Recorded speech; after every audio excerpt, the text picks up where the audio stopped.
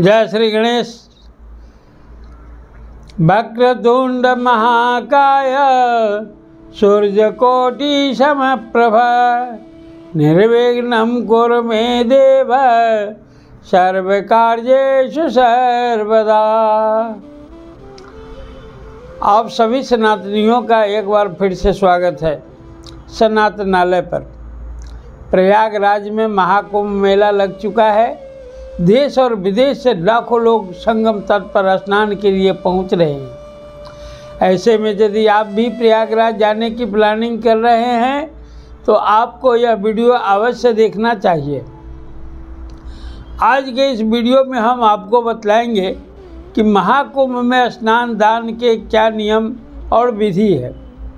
साथ ही जानेंगे कि संगम तट पर स्नान के अतिरिक्त और कौन से दिव्य स्थान है जहां आपको जाना चाहिए।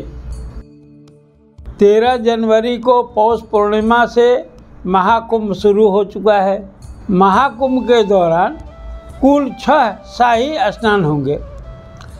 तो यदि आप 13 या 14 जनवरी को प्रयागराज नहीं पहुंच सके तो निराश होने वाली बात नहीं है। शाही स्नान की प्रमुख तिथियां इस प्रकार है।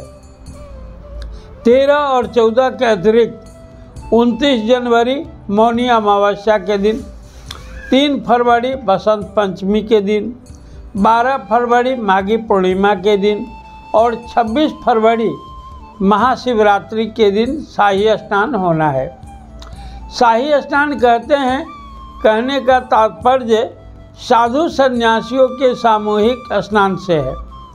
वैसे महाकुंभ का हर दिन पवित्र और पावन है। किसी भी दिन स्नान कर लेने से पूर्ण लाभ प्राप्त हो जाएगा। अब आपको स्नान के कुछ प्रचलित नियम बतला दें। शाही स्नान वाले दिन सबसे पहले साधु संत स्नान करते हैं। इसके बाद ही गृहस्थ लोग गंगा स्नान कर सकते हैं। गंगा स्नान के बाद सूर्य देव को अर्घ्य जरूर दे और भगवान भास्कर का आशीर्वाद ले।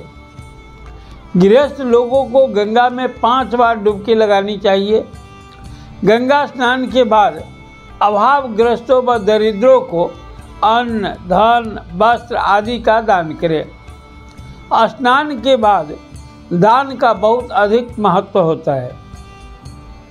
स्नान के बाद दान अवश्य करें। नए वस्त्र धारण करें।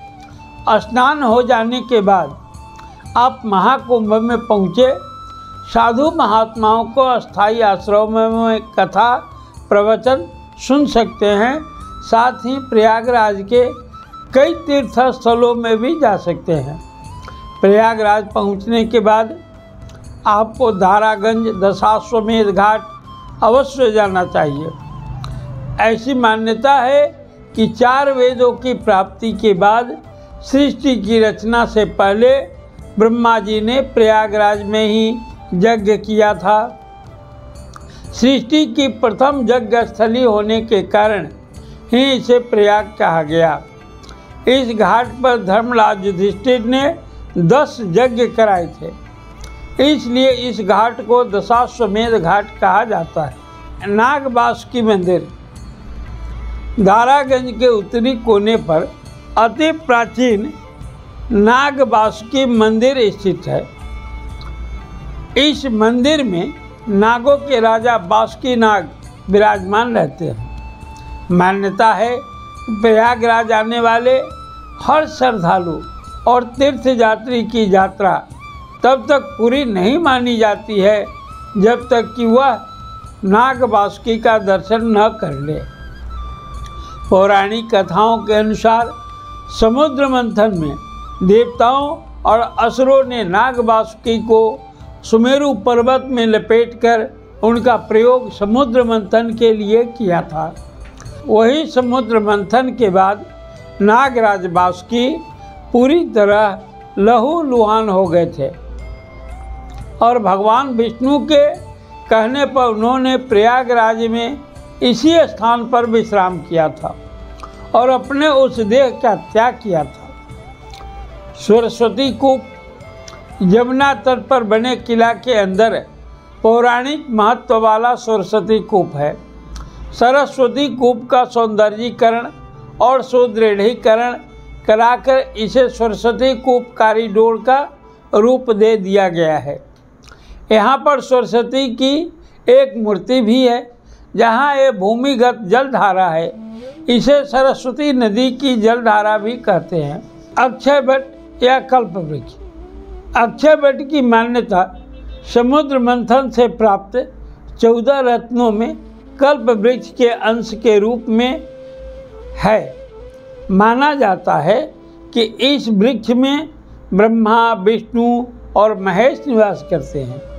पुराणों के अनुसार प्रलय के समय जब समूची पृथ्वी डूब जाती है, अक्षय वट का एक वृक्ष बच जाता है, वही अक्षय वट है। इसे सनातनी परंपरा का संवाहक भी कहा जाता है। इसके एक पत्ते पर ईश्वर बाल रूप में रहकर सृष्टि को देखते हैं। श्लोक है, करारविंदे न पदारविंदम मुखारविंदम विनिवेशयन्तम बटस पत्रस पुटे शयानम बालम मुकुंदम मनसा स्मरामि। यह सरस्वती कूप के समीप ही है। मुगल आक्रांता अकबर ने इस स्थान पर विशाल किले का निर्माण करा दिया था ताकि इसका महत्व कम हो जाए। इसके अतिरिक्त लेटे हनुमान मंदिर, बेनी माधव मंदिर, पातालपुरी मंदिर भी जा सकते हैं। यदि आप इस असमंजस में हैं तो आपको अवश्य ही महाकुंभ जाना चाहिए।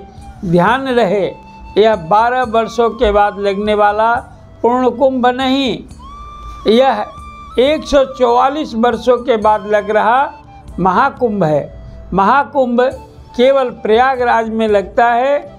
यहाँ बतला दे कि कुंभ प्रति 3 वर्ष बाद क्रमशः हरिद्वार, प्रयाग, उज्जैन और नासिक में लगता है। इस प्रकार उसी स्थान पर कुंभ लगने में 12 वर्ष लग जाते हैं।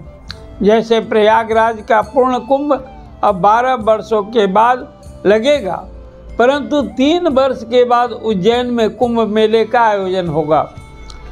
अब आज के लिए अपने वीडियो को विराम देते हैं। आप सभी का कल्याण हो। जय श्री गणेश।